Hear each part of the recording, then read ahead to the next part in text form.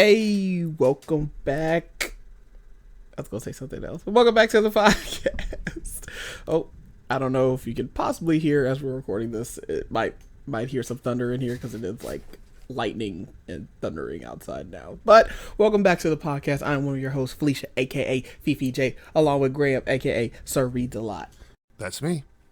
So, there are 52 days left until GenCon. I am excited. I don't know if we talked about what stuff we signed up for yet on the podcast, did we?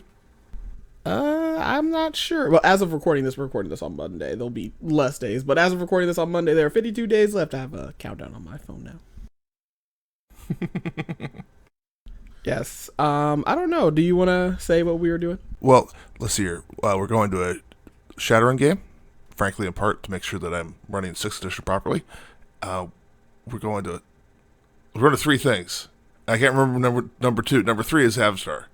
Yeah, we're doing an Avatar game, and apparently I think they're going to roll out the RPG at this because you can't buy the books anywhere, but we're doing an RPG for Avatar, and I think it's Fire Nation. Yeah, the Avatar The Last Airbender, it's they're doing I positive they're doing a rollout. They just haven't made it official yet. We signed up. Well, we kept trying to sign up for one, but everything just had one open slot, so we couldn't do it. And I was like, you can do it, Graham. Or it's like, no, it's more fun if we both do it. I was like, yeah, I guess that's true. But like, instead of wandering like we usually did, like last year, we actually signed up beforehand to get some actual like events and to have some sort of structure into our day. Otherwise, we'll just be wandering around and stuff. So we're doing an RPG for The Last Airbender, which I'm pretty sure they're going to roll out through this. Shadowrun, we're doing that on a Sunday.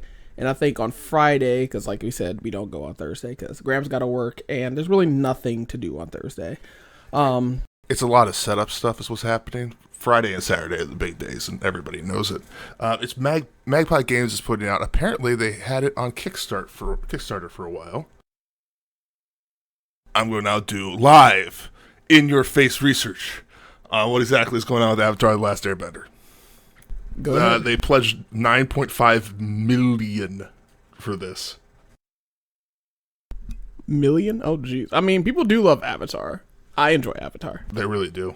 But I don't see anything on here instantly saying when it's going to roll. Estimated delivery February 2022. Whatever.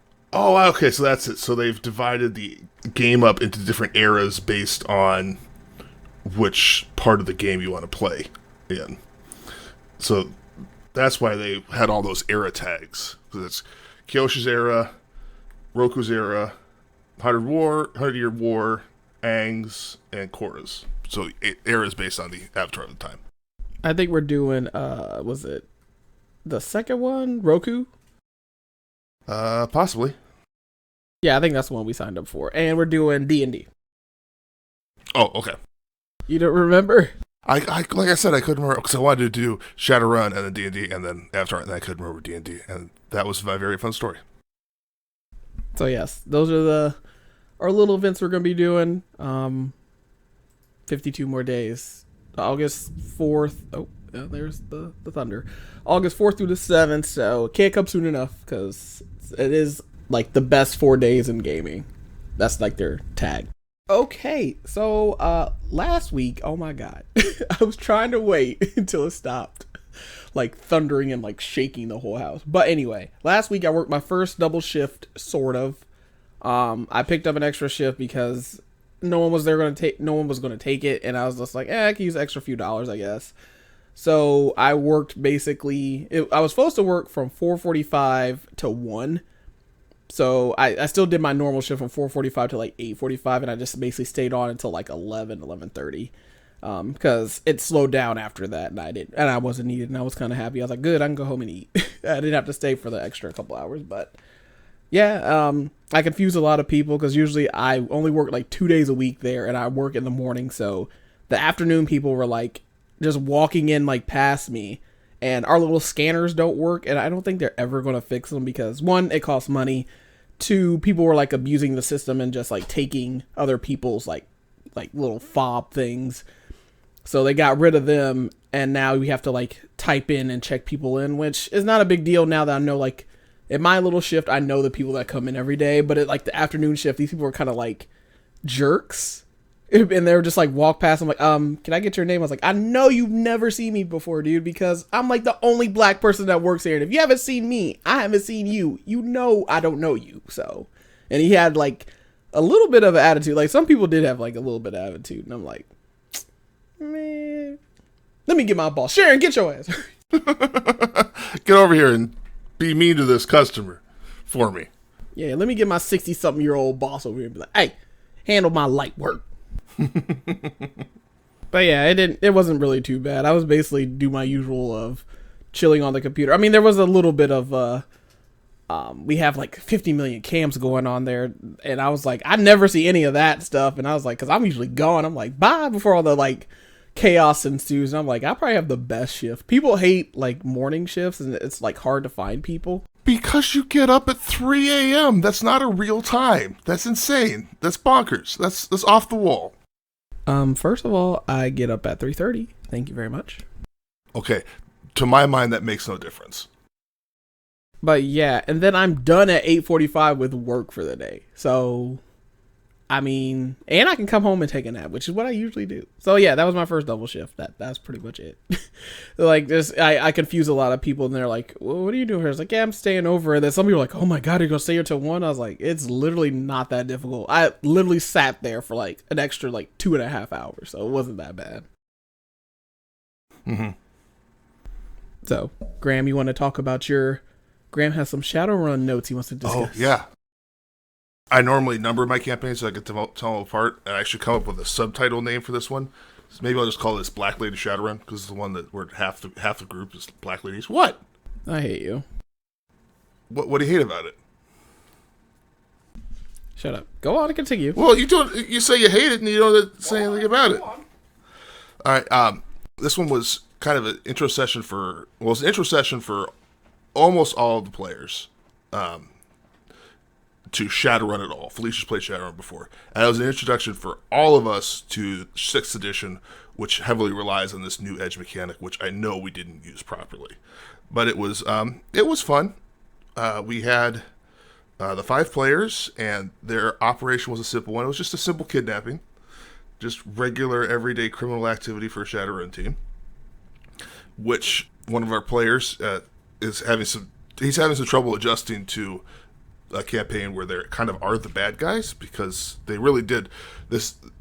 What it was is they were hired to ambush this auto designer, and they did so by laying in wait for her car, which is automatically driving, causing the car to stop by one of the players diving in front of it, then dragging her out and just stuffing her in basically a super helicopter, a T-Bird. And the negotiations was fun, because I try to do this as a very standard Shadowrun. That Mr. Johnson shows up, offers the team the job, the team negotiates for money. Mr. Johnson is not related to me, so just throw that in there. In Shadowrun, almost all of the figures who provide work to Shadowrun are called Mr. Johnson, unless they're German, in which case they're called Hans Brachhaus, generally. But the idea is that it's Mr. Johnson even if it's a woman. Because they're supposed to be kind of these faceless corporate entities that you can never track down, so that no one can definitively link the corporation to whatever horrible criminal activity they had. They did some decking stuff. We misunderstood how glitches and critical glitches work, so they had a whole bunch of disasters that weren't appropriate. But one of our players is playing a character named Carney. Carney lives under a tree. She's best friends with the spirit. Not best friends. She's friendly with the spirit that lives in the tree. And she subsists entirely on meat. So in the negotiations were going fine, where our face was going back and forth to Johnson about how much money to get in this. And then Carney piped up and said she wanted an entire steer. And so the Johnson I was playing him as a professional, used to all sorts of odd requests, kind of like, all right, an entire steer, and I'll even throw in an extra set of eyeballs for you. And that appeared to make Carney's day. I think she would have done that. That was enough meat for her to live on for 2 years of trade and everything else. Oh, and how they did it is their target had a Cerberus corgi, which is a 3-headed corgi. And I like using them because they show the genetic manipulation that's present in Shadowrun. They also show the corporatization of it, because Cerberus corgis only eat the genetically developed food produced by their manufacturers, and they don't really breed. There's some question about whether Cerberus Corgi could actually breed or not. So, but the idea of just this very manipulated creature, and also it works well because when your corporation owns where you work and where you live, they can set your salary to be basically equal to your rent, and so you can never really escape. So to me, it works as a way to represent that the NPC is doing very well at their job, so well they can afford to have a Cerberus Corgi. But they kidnapped her, beat her unconscious. Before that, they were going with I don't think they really thought through how they were going to get her out of there until the troll finally just punched her in the face twice, and then she fell over unconscious. Yeah, and so everyone seemed to enjoy it, and we're going to have another session tomorrow. Felisha keeps mentioning that she's mad on the weeks when we don't have Shadowrun. Yeah, it gives me something to do in afternoons. I don't have practice in the afternoons to coach now, so I have free time. The only thing that's a little bit of a difficulty, because we play at the shop, we only get about 3 hours, and Shadowrun really wants some more time, because a big part of Shadowruns is scouting out the target, doing recon, stuff like that. So I'm kind of having to shift the games. I mean, how late is the shop open on Friday? Or not Fridays, that's Magic Night, and they're mean on Magic Night. Saturday. A long time. Okay, I like that. A long time. I don't remember precisely how long, but yeah. So yes, Shadowrun. I'm excited this week. Yay, Shadowrun. Yay! I love rolling my dice. Love rolling her fistful of dice and shooting people with her gun. Bang, bang, bang. Even though she didn't get to shoot anyone this session. Oh, yeah, that's true. So I wrote down, we have notes now, about the heat wave that's supposed to be this week. And I noticed it when I stepped out to cut the grass this morning. Because I cut it around 8. The earlier, the better. That way it's not super hot. But it was only 70 degrees, but the humidity, it was so thick. I can cut it with a knife. When I got into the car to go to the grocery store, my glasses fogged over. I was about to say, it's going to be hot. I was like, Grant, it's going to be hot. And I was out there. It slowly started warming up as soon as I was finishing with the grass. I was like, and it was supposed to rain. It is raining today. It was just so thick outside. It only got up. It's supposed to get up to 99 earlier, in the week. Last week, it said 99, but it only got up to 88. And then tomorrow's supposed to be 97, 98, 94. Yeah, in the 90s all week. After we've had a nice cool day on this past week, it's been nice and chill. It's 75, maybe a little overcasty, but nice breeze. And then Saturday, we went to swim. We didn't get the chance to at my parents' house because it was a little chilly. It wasn't warm enough yet. And we probably could have swam today or the rest of this week. It'll be boiling hot, which is perfect for the swim. Yeah, maybe that's what we'll do this weekend, because this kind of segues into our other topic, which is gas prices have gone through the roof. So our plan to go visit my parents has been shot down by the fact it would cost $1 million gajillion to drive up there. Okay, maybe not $1 million gajillion, but it's gas. Last week we filled up on the way back from Tennessee. It was $4 something. It was close to $5. It was starting to in the small towns that we were going through. It was $5. It's what? We were in Tennessee. It was $4.36 at Costco when we filled up. So we filled up and we had gas. And then I get up Tuesday in the morning, get ready to go to work. It's $5.25. I'm what? What happened this span of a day? I know people are oh, you got to use it. It's yeah, but I can choose when and if I need to use it at the point in time. We don't really go anywhere besides in town for the most part, so we're good there. So luckily Graham works from home and my work isn't super far away. We don't have to drive around all the time. The farthest place we go is to my parents' house, and we could just fill up at Costco, but their gas is $5.12, and I'm because I was it would have been nice to go up and maybe do another game night at John's house or something. But this makes me wish even more that when I'd been in Hawaii, I'd been able to afford an electric car. As I so badly wanted to get one. But man, it's getting it's gas has gone up. That was a tampon shortage. I'm damn, everything is shortage. But mostly it's affecting women and babies, so people don't care. It's true. Yes, people who menstruate and babies. so people won't care. But oh my god, when I saw that, I was like, well, let me go to the store and get all my products that while they're still on the shelf. When I went to buy her, there was still some there, so. There was almost no peanut butter when I was at the store, which was weird. There was just some natural stuff that I should have got because apparently Felisha can't stand crunchy peanut butter. First of all, I don't like crunchy peanut. I know people are like, oh, what's wrong with that? I don't want chunks of peanut in my peanut butter, okay? Like, I could either have peanuts or peanut butter. I don't want both mixed together. It's like you don't like chocolate and peanut butter. You don't like Reese's, so. I know, for me, I want my peanuts as close to being just like a literal peanut hunk on a piece of bread as possible, so. Yeah, that's where we differ. Like, but anyway. He got these 2 huge ass jars of chunky peanut butter. When I saw that, I was like, I guess you gonna be eating them. I'm going to get my own then. I'm sorry about that. Also Boeing for his pain medicine because he'll eat pills if they're wrapped up in peanut butter.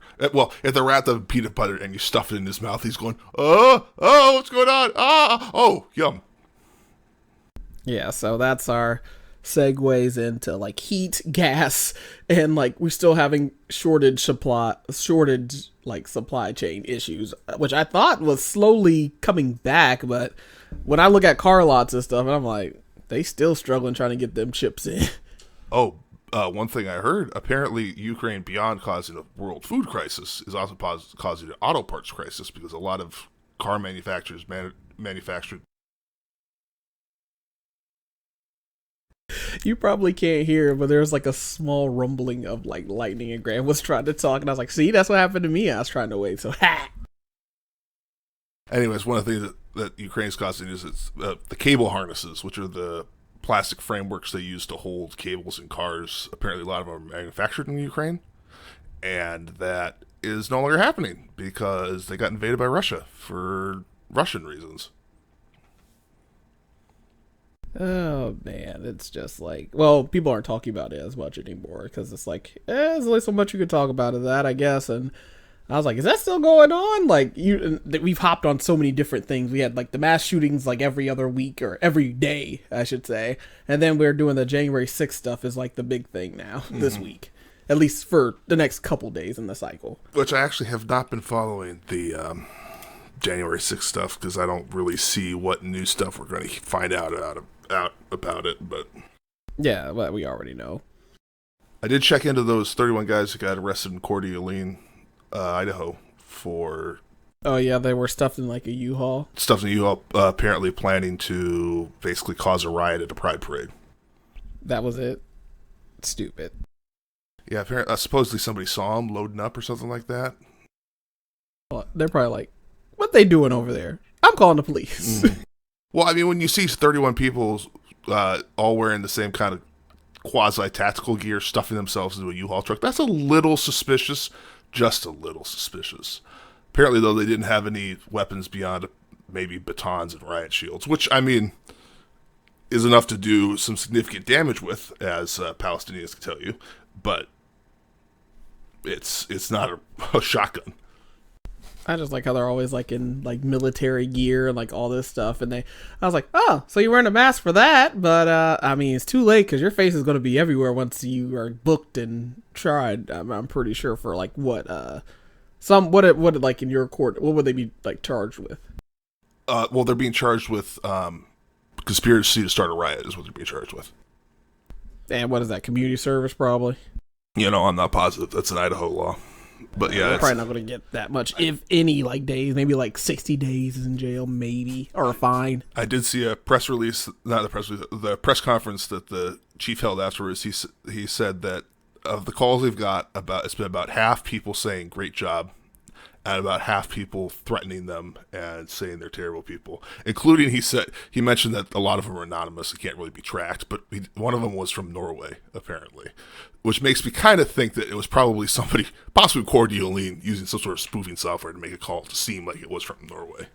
ExpressVPN is on it. Yeah, there you go, ExpressVPN. There's your new ad. You can call police and make threats anonymously. Whee! Yeah, so the world is just like on fire. So I enjoy the little things like, oh, GenCon, my birthday, stuff like that. So Oh, your dad's calling me, but I'm not gonna talk to him now. So hopefully he's listening to this. I'm like, I ignored your call. Yeah, I'm excited for GenCon. Going to stock up on a whole Shadowrun books. I know that. Them things is expensive, but anyway, it's because they've done what a lot of RPG companies have done, where they do the glossy full color on all pages. Like, I'm perfectly fine with the old black and white books. That's fine. You don't need to have all color. You can save a whole lot of money. But that's not what they're going with now. They're sleek, which I guess, I don't know, for Shadowrun being high. I mean, they are cool pictures, but I'm like, they're like $50 a book. Yeah. Or more. So we gotta wait until like the last couple days. Well, depending on, hopefully they're not sold out. Try to get that Sunday sale. And probably get some more battlemechs, because you like painting those. I do like painting those. So this weekend, me, my sister, and Graham went to go see Jurassic World Dominion. I know that's not how you pronounce it, but... All right, well, I'll do the intro stuff. You sound so happy. Like, we'll get into it. Yeah. Anyways, Jurassic World Dominion 2022. Director Colin Trevorrow. Writers Emily McCarmichael, Colin Trevorrow, Derek Connolly. Starring Chris Pratt, Bryce Dallas Howard, Laura Dern. And that starring thing must have been an absolute knife fight for their agents, because there's a whole bunch of people headlining this movie. Dumb movie. Didn't like it. Okay, let me go over the plot here since I haven't. You ready for this? Sadly. All right.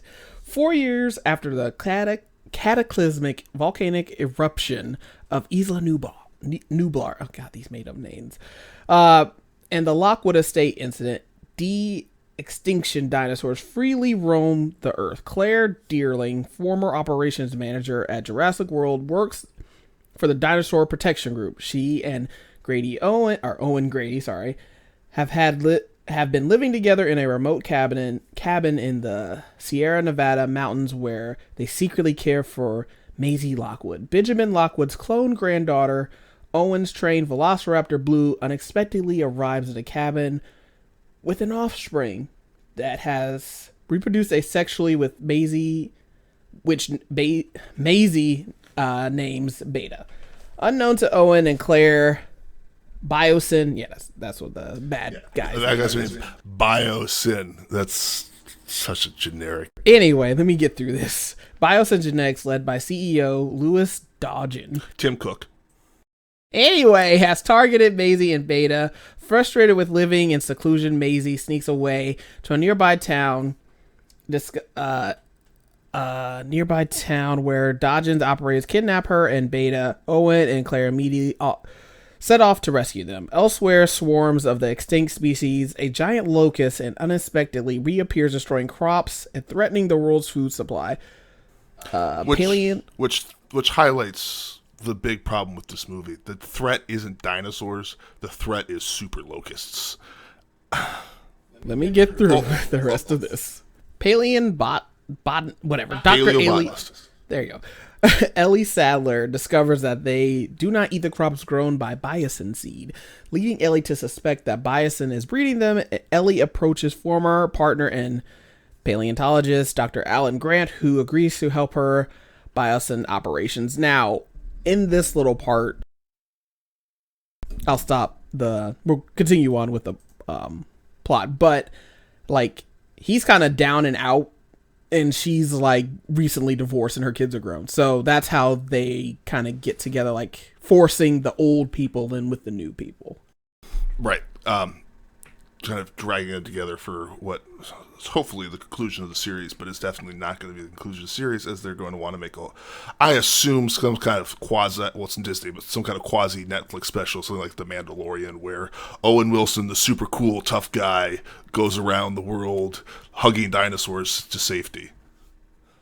With assistance from contacts in the CIA, Claire and Owen track Maisie and Beta to Malta, where they infiltrate a dinosaur black market, where authorities raid the market. Dinosaurs are unintentionally released, causing havoc. A Biosin employee informs Claire and Owen that Maisie and Beta are being transported to Biosin headquarters in Italy. Yeah, and then the whole Malta thing was so weird. It's like this black market of dinosaurs. Never really understood. They never really established to me why there's a black market in dinosaurs.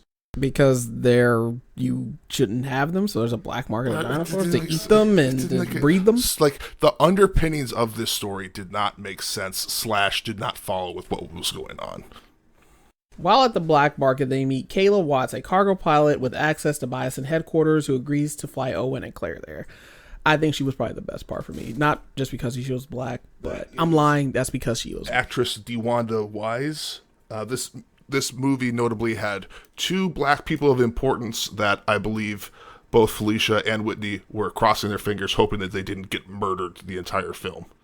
I was like, please, she is helping these white people. Please don't get her killed. I was like, no. Every time a dinosaur came, I was like, oh, she's dead. She's dead. But anyway, where was I? Chaos theorist Dr. Ian Malcolm, Dr. Ian Malcolm, who now works for Biosin, invites Alan and Ellie to the headquarters to help them uncover the company's illegal activities. They are assisted by Biosin's communication director Ramsey Cole, who opposes Dodgen's practices. It is revealed that the genetic Dr. Wu, Dr. Henry Wu, genetically engineered the locust and is only consumed rival crops among Biosin to dominate the agricultural market. Wu meets Maisie and explains that she is not a clone. She is instead her mother. Claire Lockwood, Wu's former colleague, wanted a child to use as her own DNA to create Maisie. Charlotte died from a genetic disease, and she had altered Maisie's DNA to make her immune. Wu believes that Maisie and Beta's DNA are the keys to creating a pathogen that can halt the locust outbreak. That is so dumb. We already do genetic modifications like that. Like, that's just CRISPR. It's not like that is some sort of amazing genetic thing where they change all the cells in the body. That's already being done in the real world. There's no reason why they would need this girl and this dinosaur. Also, there's no reason for Blue to be in this movie. The writers think I care way too much about this random dinosaur. I do not care about this random dinosaur. The characters are barely likable, and you want me to care about a CG dinosaur? But you didn't like him when, like in the one part, he had him on the shoulder and she was like laying down sleeping? I mean, that was kind of cute, but it still was completely unnecessary. That whole section, they could have axed the whole Beta thing, and then that could have given us more time for what you actually want in a Jurassic Park world movie, which is where dinosaurs are running around smashing stuff. Like, that's what you want in a Jurassic Park movie. You don't want this hippy-dippy, completely nonsensical, dinosaurs will live in harmony with nature. No, they won't. They'll either go extinct again, or they will displace existing species in the ecosystem. Like, they have all these things of, like, dinosaurs running and doing all this stuff with all these other animals. I'm like, they're doing that. They're displacing other species in that habitat. This is not some sort of, oh, everything's fine. This is massive ecological disruption. Yeah, like, I've seen all the first 2 of these sets of movies. I've seen all 3 of the original ones. Like, with this, to make this, like, actually happen, they basically created another guy. Like, Maisie's grandfather was, like, another rich white billionaire guy. And I'm like, where was he during the first? Was like, oh, we kind of need to, what's it called? Retcon and add him in here so we can have a whole nother plotline story. And I was like, what? But they needed retcon because they couldn't countenance having their kindly old man secretly be evil. Like, they could, that was their problem. They couldn't, like, this guy who loves dinosaurs, he can't actually secretly be evil. It's like, why not? It's just too much thinking? Is that the problem? I don't know, but I was just like, he has a whole nother partner. That was like, wait, what? And like, I wish it was basically a rescue mission, because we have 2 separate stories going on. We have the original characters from the original trilogy off to like help stop the crops and get like a sample. That's what they're trying to do. And then we have the new characters, their own little like series, because this movie is like 2.5 hours, and they said apparently they cut off more time from this movie, so it was even longer that you can watch online somewhere. But we have them, and then they eventually meet. Yeah, 2 hours and 26 minutes. A lot of it unnecessary. And also, this movie had many times where I felt like I was on a set. There were many times where it was just like, this is clearly a set. Okay, well, Graham's a lot harder. First of all, he's never seen the original. We're going to watch the original. See, the problem was when the movie came out in, 93? Yeah, you were like, what, in the age range I was like 8 years old, and the intro scene with the raptor murdering that guy scared the hell out of me. So I didn't want to watch the rest of the movie. So I didn't, and I read books instead. I actually read the Jurassic Park book, and the Lost World book, which was even worse. So I was all excited. Jurassic Park was like my favorite movie. Like I had all three of them. I didn't know any better. The sequel and the third movie were terrible. But I had like the VHS tape, and I remember I got it, and it had like a little holographic card in it. I was like so happy. I still have my little T-Rex. It's under the bed actually. I still have my little T-Rex from my childhood, from the original Jurassic Park. I still have that. I had like, of course, all the like the toys, and I love Jurassic Park. Also, this whole movie, I was going, when are they going to have the big T-Rex fight? Because they got to have the big T-Rex fight. And also, they didn't really set up the T-Rex. She pops up once to fight with the Gigantosaurus, or whatever it was called. Well, anyways. It was like the Giggle Gaggle. Yeah, the Giggle Gaggle. Do you want to finish the summary? Yeah, I don't have no idea what this is. Upon reaching Biosyn Aerospace, a group of Quetzalcoatlus attack Kayla's cargo plane. Claire ejects while Owen and Kayla crash, and conveniently don't freeze to death, and they crash into a frozen lake. Yeah, they literally, like, Claire gets ejected because she's in the only seat, and then, like, they just crash, and they're just unscathed. I talked with my dad about this, and he was so irritated, and he's like, wait a minute, that airplane doesn't come with ejection seats, and they put a ejection seat on a passenger. Anyways, following the encounter with Therizinosaurus and a Pyroraptor, the three regroup inside the Biosyn facility. Ian and Ramsey help Ellie and Alan access the restricted lab. They steal a locust sample before finding Maisie. Okay, why did they need... They do this whole thing where they need this genetic sample. Okay, these bugs are eating everything that's not a Biosyn plant. Isn't that kind of obvious? Yeah, but you know how rich people can be like, well, that's not ours, even though it's eating the Biosyn seeds and not ours. I was like, wouldn't that make more sense? Like, these giant ass... First of all, I'd be like, nope, I'm never going outside. This is like a Fallout. Never going outside. Yeah, they did... The locust did look really creepy and gross, so that was pretty good. Dodgson ignites the locust laboratory to destroy all evidence, inadvertently starting a forest fire and giving them the opportunity to have a whole bunch of fire in the background of all the shots. Dodgson also dismisses Ian for exposing his operation. After escaping through a defunct subterranean amber mine, Alan, Ellie, and Maisie find Ian also connected with Owen, Claire, and Kayla, finally bringing all 6 of our characters together like 2 hours into the movie. Dodgson attempts to leave with dinosaur embryos via Hyperloop, but he is trapped. The power goes out and subsequently killed by 3 Dilophosaurus. This is like a straight up, hey, you remember how the guy died in the first movie? He's going to die like that again in this movie. Yeah, there was a lot of like scenes, like when they were flying into the Biosyn plant, like that whole scene with the dinosaurs, that was in the first movie, and I think they had in the second and third movie. They just love showing that. But yeah, I was just like, hey, remember that Barbasol can? Hey, remember that? Remember that? Oh, I was like, oh, there it is. They even put the Barbasol can in for some reason. Well, yeah, it's a part of like how they keep it. Yeah, no, that's how they stole it the first time. There's no reason to keep it around. Like, why keep evidence of your felonies around?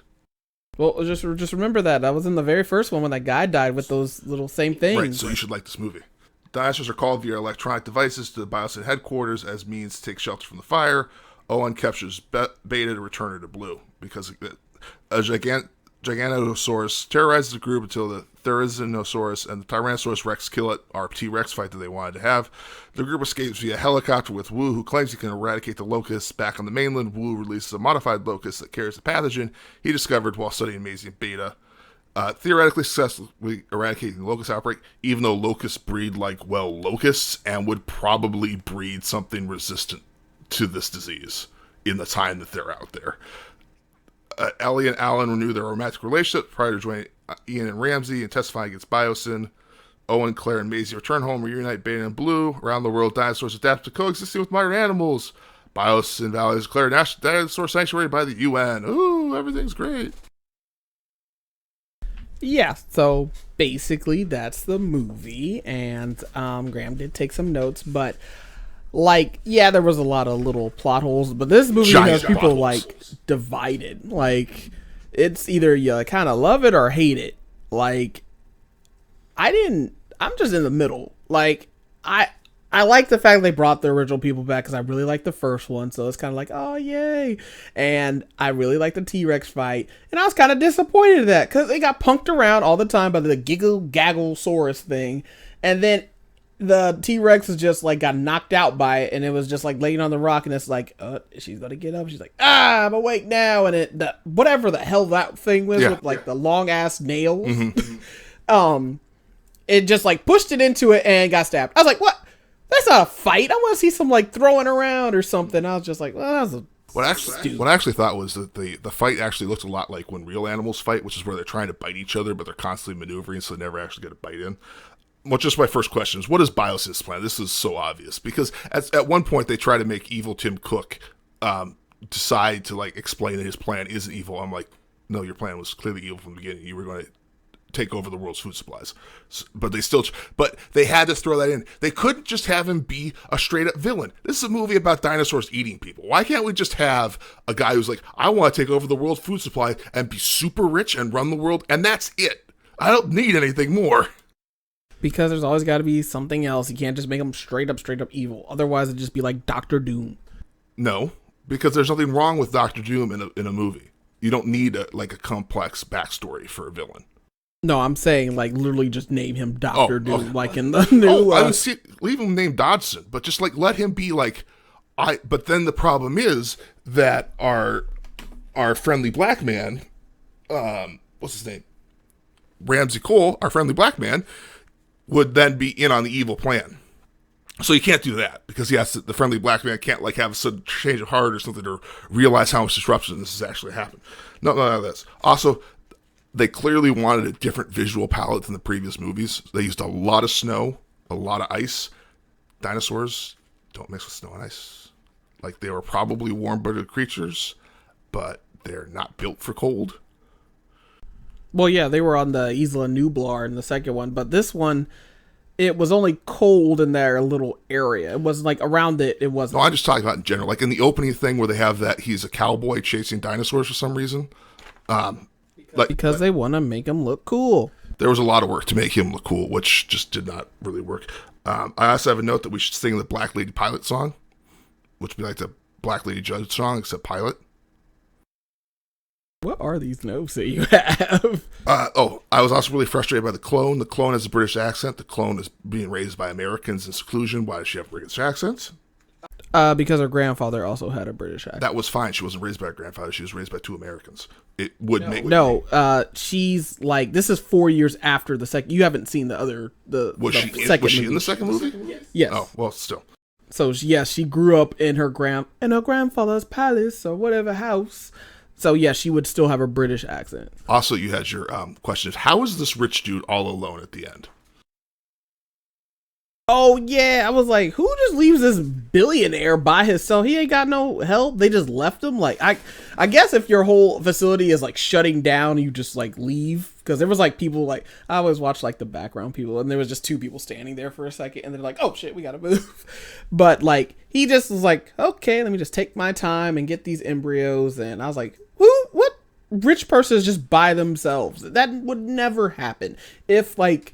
What is it, like Google would like explode? I'm pretty sure who owns Google? I don't know. Apple. Okay, let's use Apple. Because we have evil Tim Cook in this, so just go ahead and use Apple.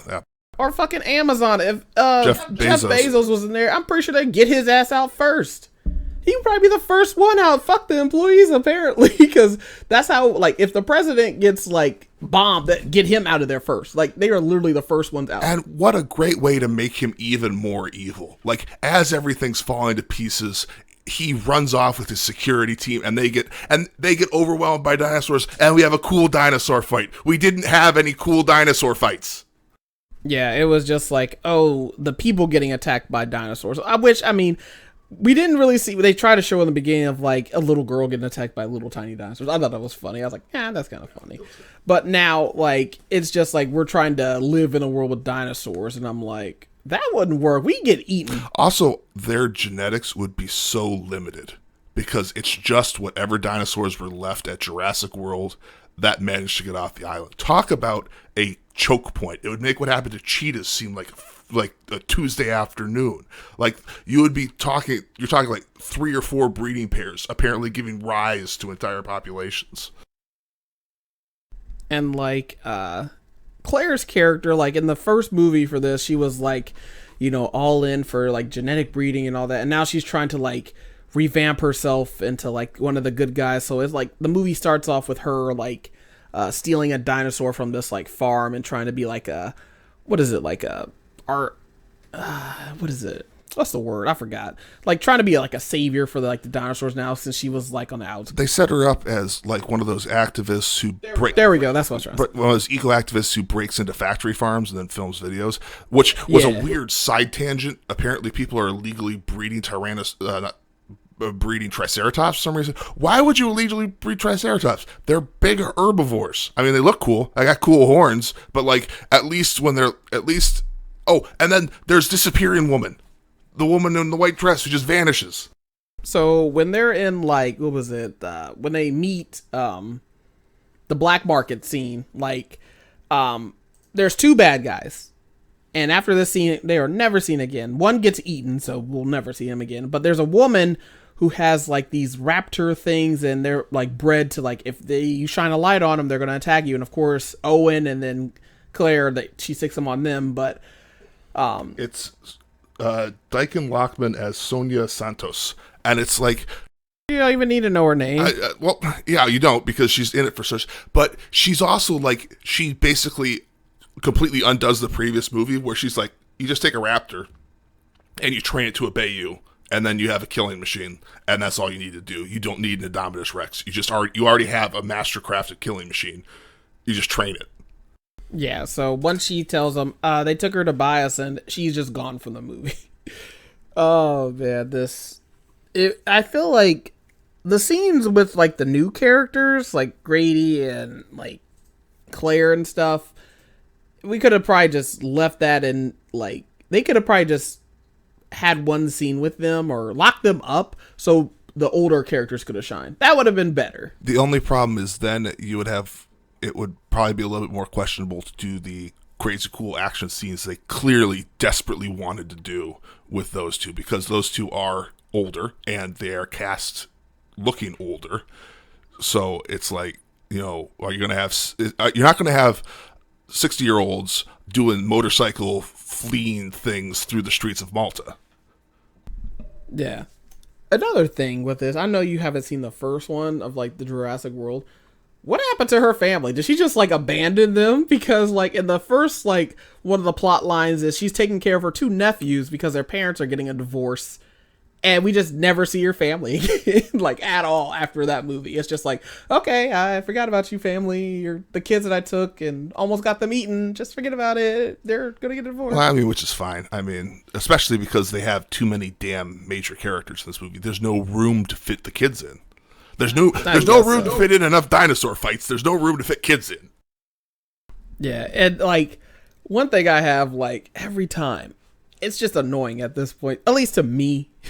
Like, it was okay in, like, his first movie when he's doing it, but when he holds out his hand and, like, okay, you know me, I'm like, look, if, say you had, like, a lion, and you were, like, training it from, like, I know there's videos of, like, oh, the lion remembers me, I was like, it's still a wild animal, that thing could kill you, I'm putting out a hand, that thing would bite your hand off, and then you get eaten. That's what I was thinking. Every time he put out his hand, I was like, Blue, just eat him. And for no reason, the clone gets dino speaking powers for whatever reason. I thought they might like turn out she's also partially dinosaur. I thought that was going to be the twist. Oh, Maisie, she's like, hey, yeah, eyes on me. I was like, okay, look, no, get Beta, eat her.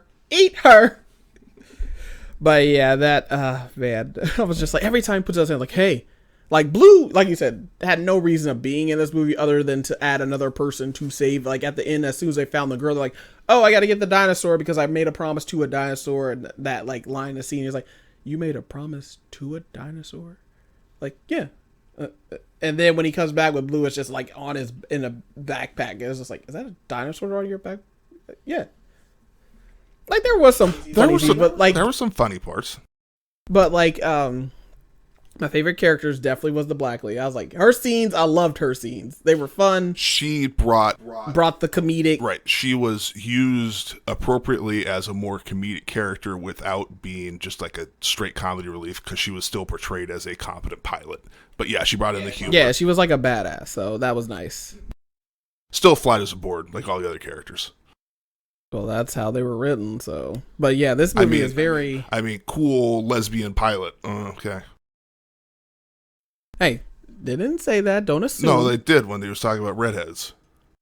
Men can be redheads too. You'll call redhead men redheads. Whatever. Anyway, I'm just saying that there's some problems with this movie beyond the lack of dinosaur fights. Oh my god, we're gonna watch the first one, so we're gonna have him. Well, I'm gonna make him watch it. Probably not this week because we have a very interesting movie to talk about for next week. I'm not gonna tell. Don't spoil it. Okay, but okay. Yes. What do you give it? Thumbs up, thumbs down. I mean, what do people? This is the stuff that I, as a non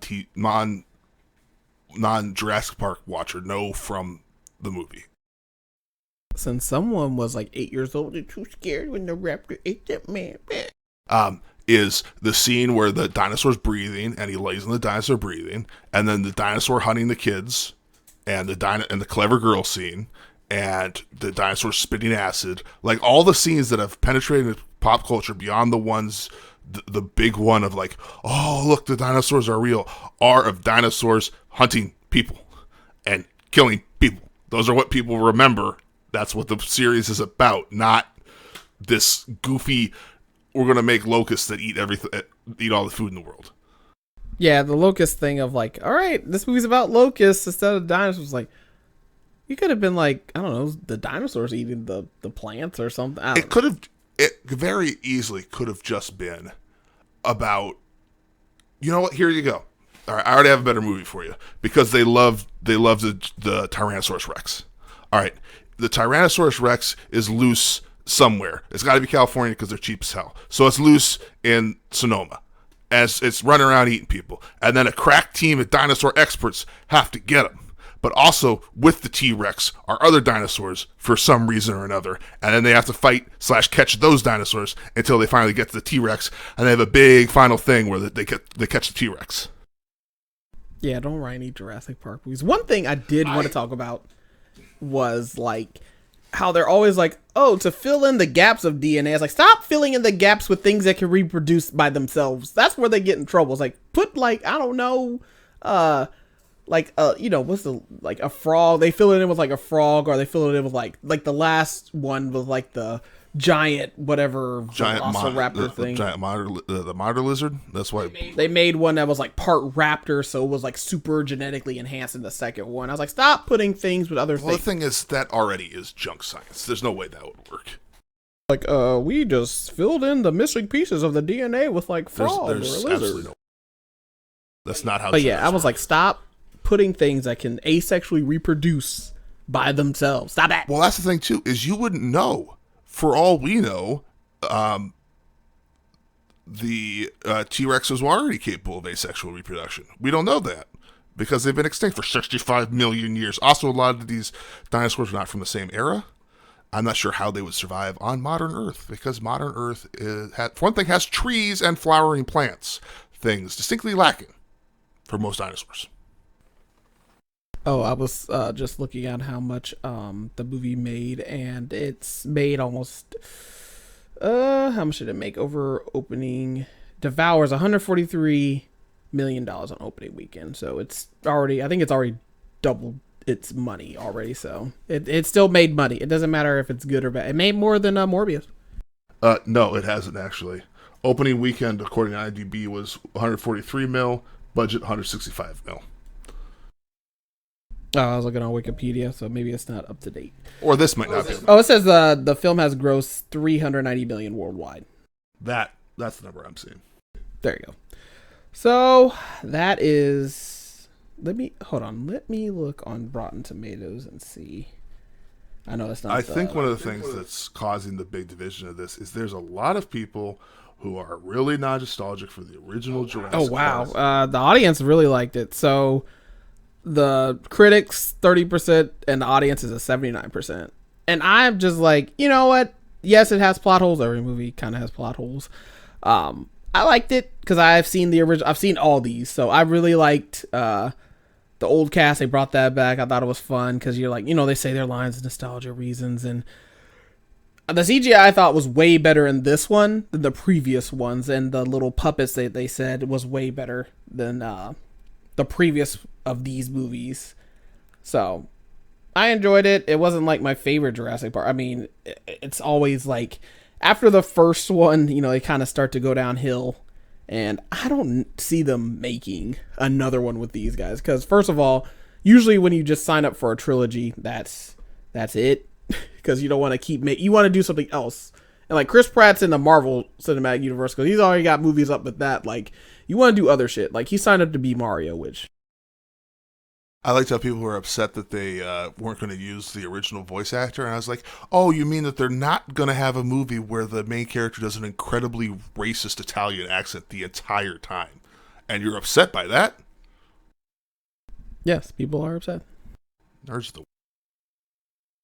Also, I think he is doing a lot, and apparently it's pushed back because I don't know what happened, but it got pushed back to something. So we shall see. Hey, sometimes the internet does have a win. Like with the Sonic movie, they were like bullied and was like, "This is terrible. Go back and fix it," and they made it better. So sometimes they're like, I thought the only change they made was they changed Sonic's model to have bigger eyes.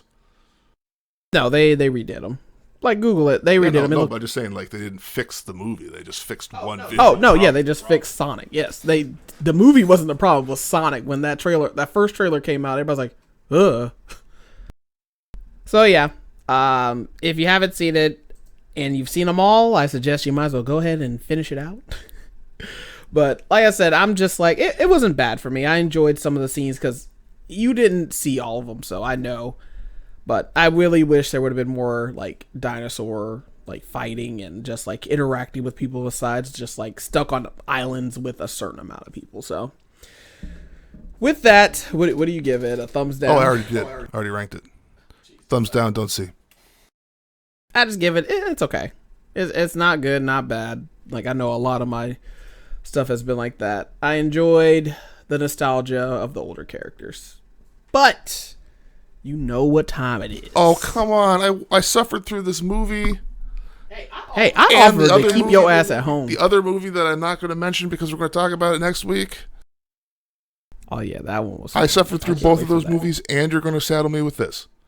I sat through Stalker and Seven. Both of those are classics. They are incredible pieces of cinema, and they deserve to be handed down through the ages.